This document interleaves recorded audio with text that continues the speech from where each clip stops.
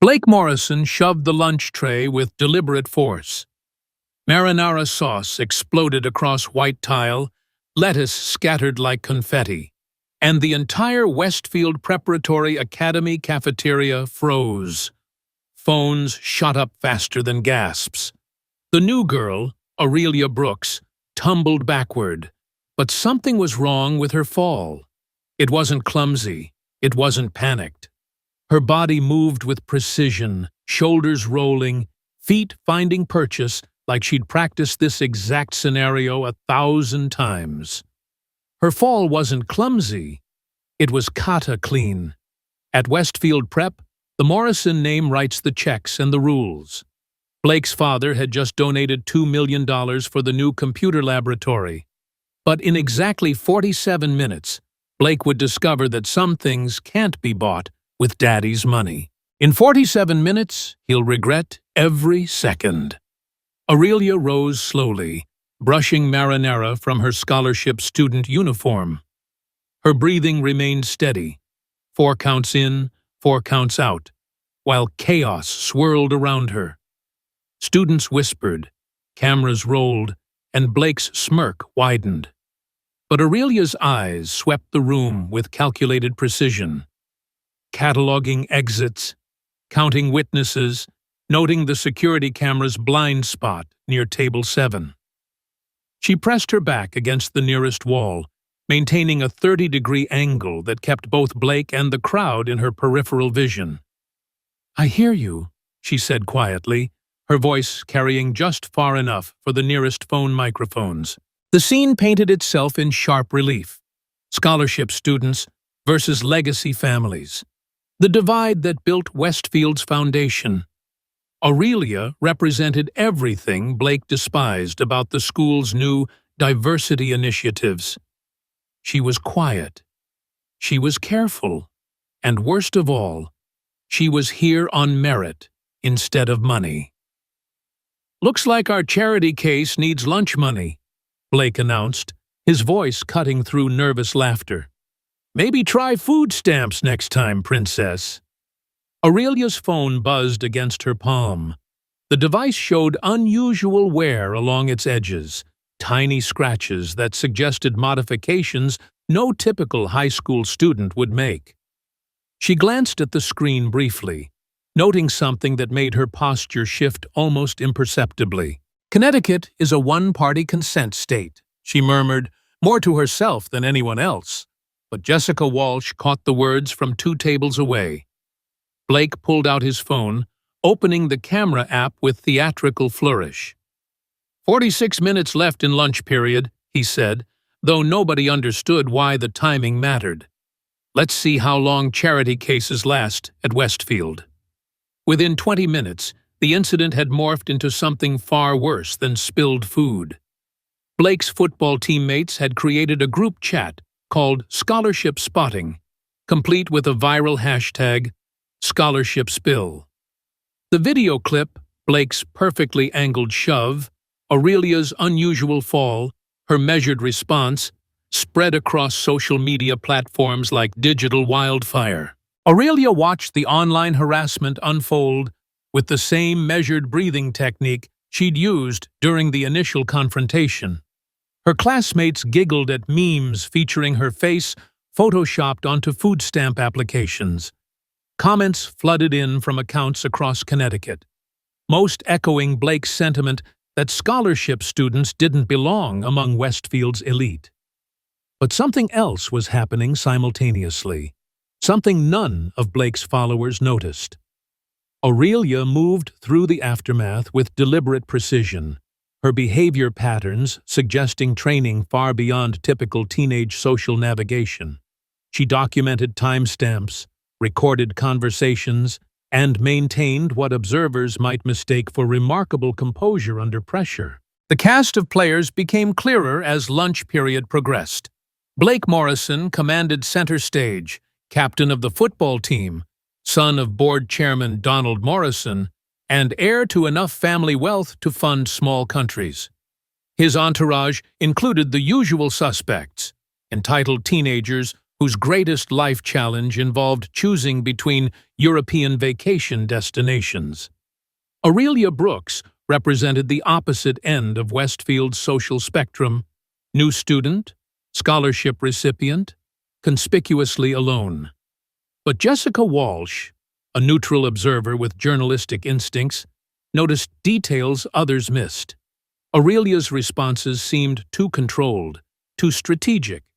Her legal terminology felt oddly specific for a 17-year-old. Principal Edwards remained conveniently absent from the cafeteria during Blake's performance, though rumors suggested the Morrison family's recent generous donation had purchased certain administrative blind spots. If you were Aurelia, how would you react to this systematic bullying? Would you fight back immediately, or would you play the long game? Hit that like button and subscribe to support our team. And tap the thanks button if you want to help us create more stories like this. But first, let's see exactly what Aurelia has planned.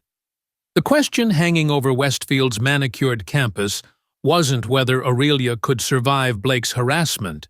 It was why she seemed to know legal procedures that most adults couldn't navigate. Her phone buzzed again, displaying a message that made her eyes sharpen with recognition. Package confirmed. The sender showed no name, no profile picture, just a sequence of numbers that meant something important to someone. Student Portal Security Protocol requires two-factor authentication at Westfield. But somehow Blake's group had managed to breach normal privacy settings to spread their harassment campaign. The Westfield County District maintained strict cyberbullying policies, yet enforcement seemed mysteriously absent when Morrison family interests were involved. Jessica Walsh noticed Aurelia's phone screen reflected something unusual: advanced applications that didn't match typical teenage software. The interface looked professional, almost governmental, though Jessica couldn't quite place the design. By third period, Blake's campaign had escalated beyond social media mockery. Someone had accessed Aurelia's locker combination and scattered her textbooks across the hallway floor. Her laptop bag showed signs of tampering, though nothing appeared missing. The harassment followed patterns that suggested coordination and resources beyond typical high school bullying. Aurelia documented each incident with photographic precision, capturing 3 different angles of her vandalized locker and noting exact timestamps. Her methodology suggested familiarity with evidence collection procedures that seemed remarkably sophisticated for a teenager dealing with school harassment. Aurelia discreetly activated a specialized recording device, not your typical student equipment. This military-grade digital recorder featured encrypted storage, legal timestamp authentication, and forensic-quality audio that federal investigators use for evidence collection. The class bell rang across Westfield's campus, marking the transition to fourth period. Blake checked his watch dramatically, announcing to his surrounding audience, 43 minutes remaining. His confidence suggested complete certainty that whatever he had planned would proceed without interference. But something was building beneath Westfield's polished surface, something that Blake's entitled worldview couldn't recognize or prepare for. Aurelia moved through the hallways with purpose that suggested more than mere survival instincts. Her knowledge of legal procedures, her advanced recording equipment, and her seemingly professional approach to evidence collection painted a picture that didn't match her official student status. During fourth period computer lab, Aurelia demonstrated skills that made her classmates take notice. While other students struggled with basic network security assignments, she navigated complex system architectures with ease. When a threatening direct message appeared in her school email, transfer out or face serious consequences, she didn't panic or report it to teachers. Instead, she traced the message's origin through methods that impressed even the computer science instructor. Within 30 seconds, she'd identified the sender's location, cross-referenced the timestamp with Blake's known schedule, and documented digital fingerprints that most adults couldn't recognize, let alone collect. Federal wire fraud statute covers cyber harassment across state lines, she mentioned casually to Jessica Walsh, who was sitting nearby working on a basic spreadsheet assignment. The comment raised questions Jessica couldn't ignore. Why would a 17-year-old scholarship student know federal crime classifications? Why did her technical skills exceed those of students who'd grown up with unlimited technology access? And why did she approach systematic harassment like someone trained in law enforcement procedures? Blake's harassment campaign was revealing layers of complexity that surprised everyone involved. His direct messages weren't just cruel. They showed technical sophistication that suggested access to resources beyond typical teenage capabilities. He'd managed to breach secure school systems, access private student information, and coordinate attacks across multiple platforms simultaneously. Aurelia collected evidence of each breach with methodical precision. Email header analysis revealed routing information that painted a clear picture of Blake's digital fingerprints. IP geolocation data confirmed his involvement beyond reasonable doubt. Her documentation process followed protocols that seemed familiar with federal evidence standards.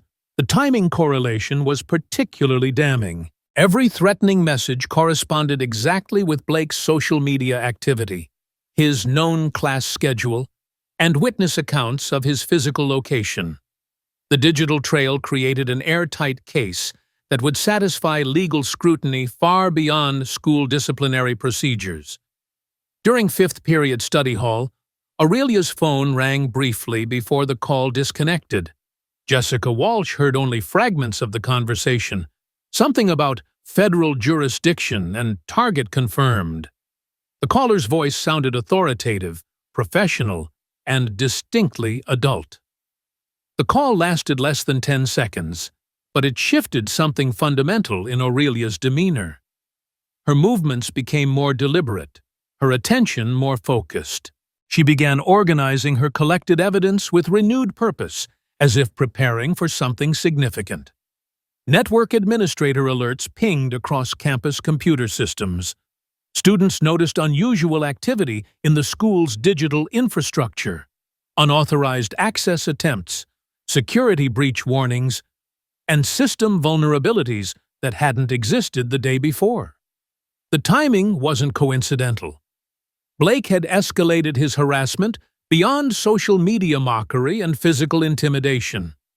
He was now attempting to manipulate official school records, targeting Aurelia's scholarship status through systematic data manipulation.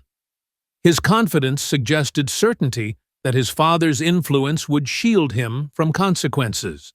But Blake Morrison was about to discover that some targets come equipped with resources that wealth can't purchase, and influence can't touch. The next 38 minutes would reshape everything he thought he knew about power, privilege, and justice. The sixth period computer lab buzzed with tension as Blake Morrison cornered Aurelia near the advanced workstations. His confidence had swollen throughout the day, fed by his successful manipulation of school systems and the apparent helplessness of his target. But Blake was about to learn that some battles aren't won with money or influence. "Your scholarship's about to disappear, charity case," Blake sneered, waving his phone, displaying fabricated evidence of academic misconduct. "Dad's already talking to the board about your performance issues. Maybe public school is more your speed." Aurelia stood slowly, her movements deliberate and controlled. Then, without warning, she stepped onto the nearest desk, elevating herself above the growing crowd of students who had gathered to witness what they assumed would be her final humiliation. The power dynamic shifted instantly. Blake found himself looking up at someone he'd spent the entire day trying to diminish. "Blake Morrison," Aurelia's voice carried across the silent lab with authority that made everyone freeze. "You're under federal surveillance." She pulled a manila folder from her backpack and spread its contents across the desk's surface. Photographs scattered like playing cards, screenshots of stolen student identities, financial records, victim statements from 7 different states. The evidence created a damning mosaic that told a story much larger than high school bullying. Every victim, every transaction, 7 states' worth of evidence. Her voice remained steady, professional.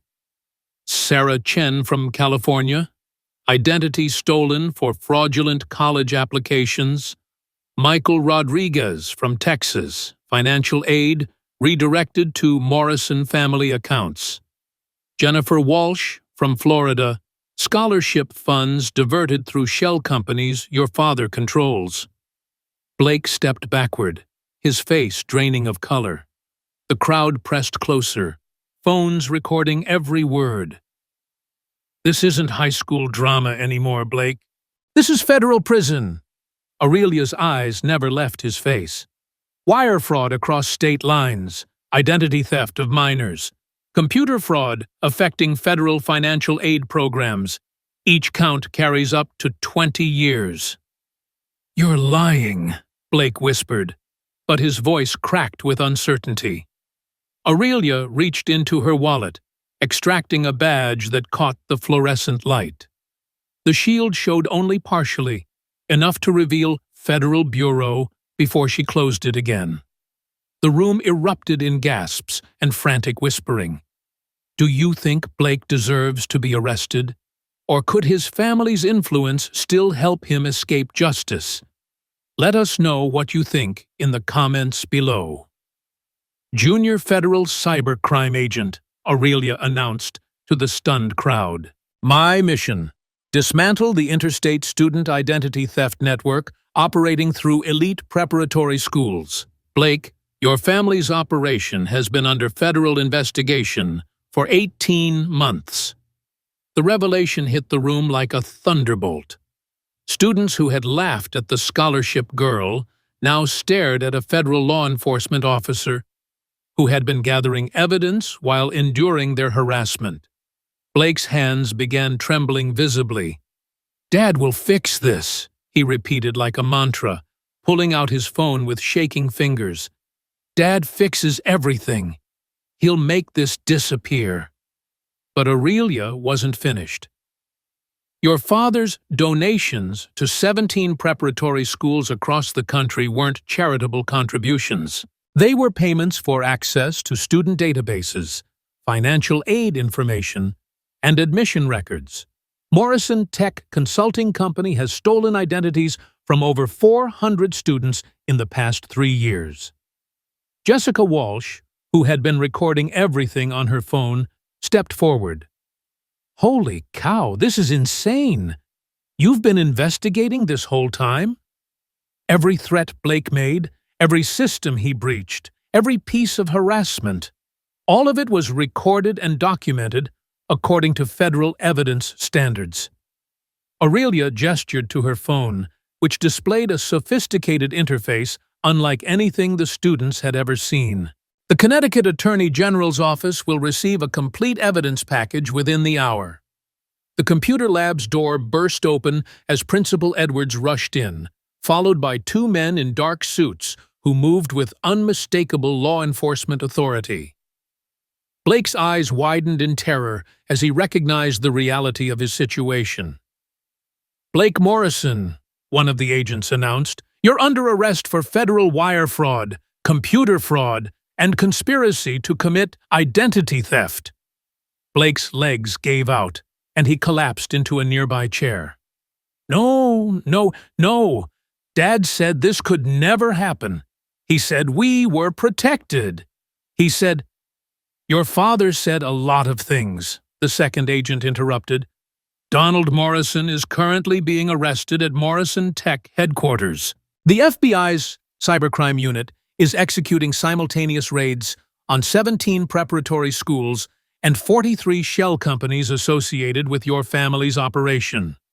During the emergency board meeting that followed, Aurelia presented evidence using enterprise-grade cybersecurity software. advanced forensic tools with blockchain verification, network intrusion detection, and federal standard evidence packaging that cybercrime units rely on for complex interstate investigations.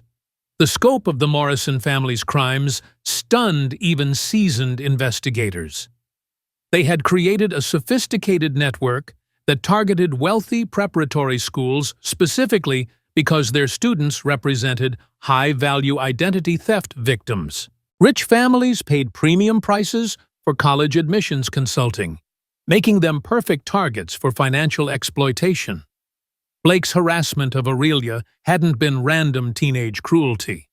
It was part of a systematic pattern designed to eliminate anyone who might notice irregularities in the school's financial aid systems.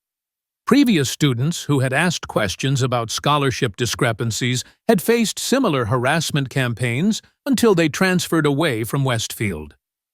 Identity theft across state lines triggers federal jurisdiction, Aurelia explained to the assembled board members, her professional demeanor replacing any trace of the vulnerable teenager they thought they knew.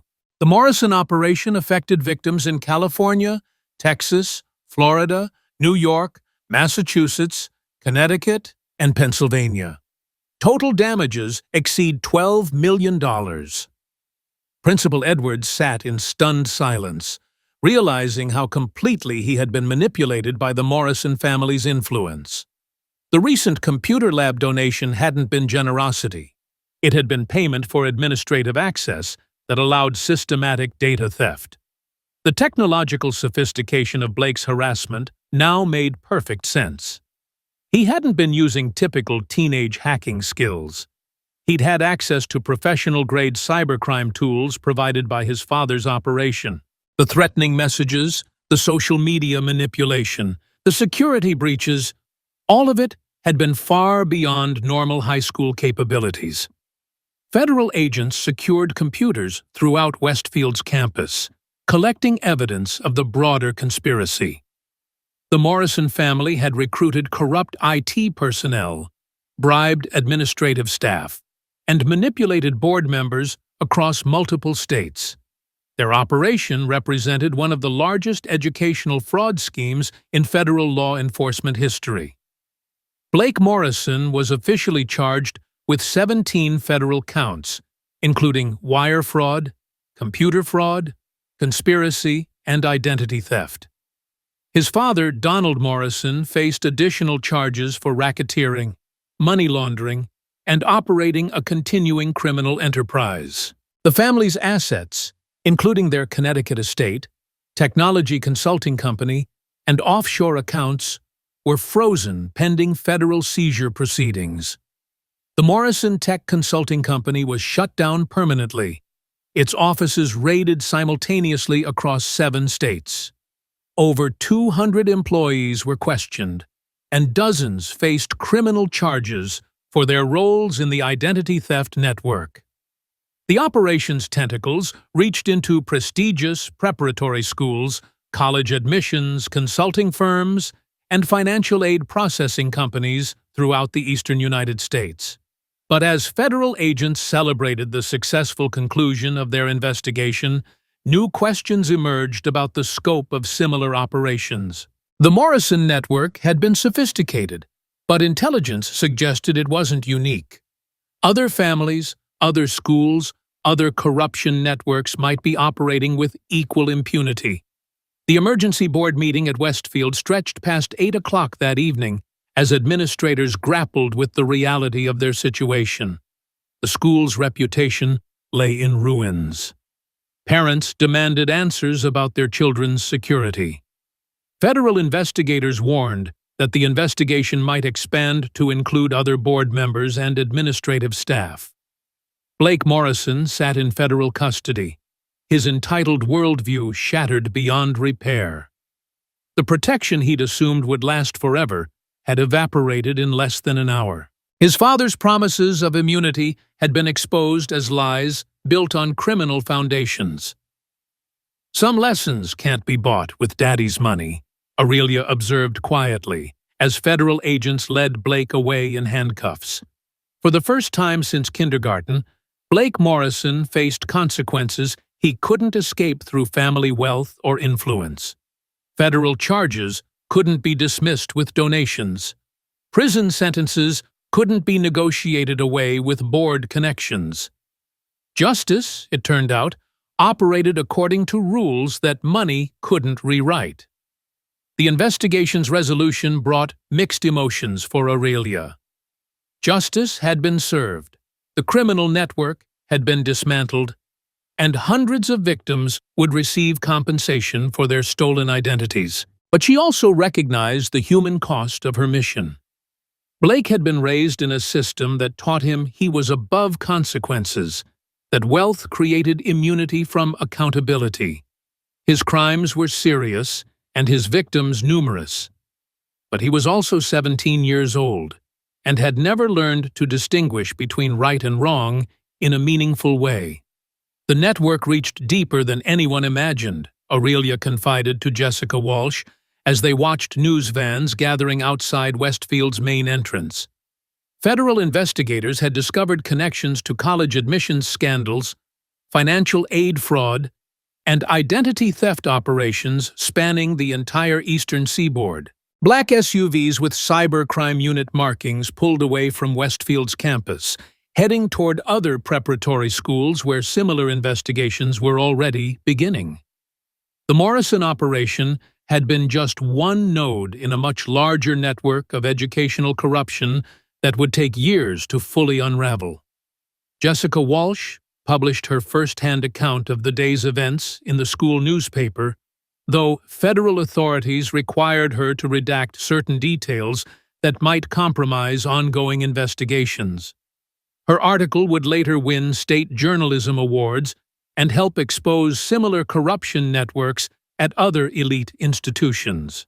Principal Edwards submitted his resignation that evening, acknowledging that his administrative failures had enabled the Morrison operation to flourish unchecked. Several board members followed his example, recognizing that their oversight responsibilities had been compromised by the family's influence and donations. Westfield Preparatory Academy faced months of federal scrutiny, administrative restructuring, and reputation rebuilding. Enrollment applications plummeted as parents questioned the school's security and oversight capabilities. The institution that had prided itself on exclusivity and prestige now struggled to maintain basic credibility. But the broader impact extended far beyond one Connecticut preparatory school.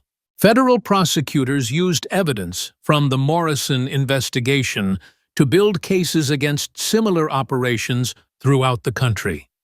The precedent established by Aurelia's undercover work would reshape how law enforcement approached white-collar crime in educational settings. Victims of the Morrison identity theft network began receiving notification letters explaining their rights and the compensation process. Many had never realized their personal information had been stolen and misused. The financial impact on individual families ranged from hundreds to tens of thousands of dollars in fraudulent charges and fees. As evening fell over Westfield's campus, Aurelia prepared for her next assignment. Her phone buzzed with an encrypted message. Target confirmed, California Prep School Network. Departure scheduled for Friday. The sender's identity remained classified, but the message carried unmistakable federal authority. The justice system had functioned exactly as designed. Evidence had been collected methodically, legal procedures had been followed precisely, and constitutional rights had been protected throughout the investigation. No shortcuts, no vigilante justice, no violence, just professional law enforcement work that would stand up to courtroom scrutiny. Blake Morrison's reign of entitled harassment had ended not with physical confrontation, but with federal handcuffs. His family's corruption network had been dismantled through legal procedures rather than dramatic revenge. Justice had prevailed through institutional mechanisms rather than personal vendettas. The next morning brought national media attention to Westfield as news organizations recognized the broader implications of the Morrison investigation. Educational fraud experts explained how elite institutions' prestige and secrecy made them perfect targets for sophisticated criminal operations. But questions remained about how many other Blake Morrisons were operating with impunity at prestigious institutions across the country. How many other families had purchased immunity through strategic donations? How many other vulnerable students had been systematically targeted and silenced? Aurelia Brooks disappeared from Westfield as quietly as she had arrived, leaving behind only questions and a reputation for justice that would endure long after her departure. Some students claimed she had never been a real scholarship recipient. Others insisted her federal credentials were elaborate fabrications. Jessica Walsh knew better. She had witnessed the methodical evidence collection, the professional testimony, and the federal arrests that followed. Aurelia had been exactly who she claimed to be, a law enforcement officer doing her job with remarkable skill and dedication. The final text message arrived on Aurelia's federal phone as she prepared for her California assignment. Next target identified. Similar operation, higher stakes, deeper corruption. The sender remained anonymous, but the implications were clear. The Morrison network had been just the beginning. Some victories come through strength, others through intelligence, but the most lasting victories come through justice served according to law.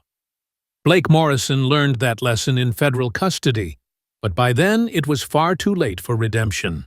The story ends here, but there are many more videos waiting for you.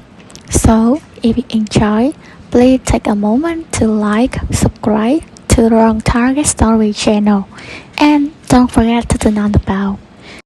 See you in the next story.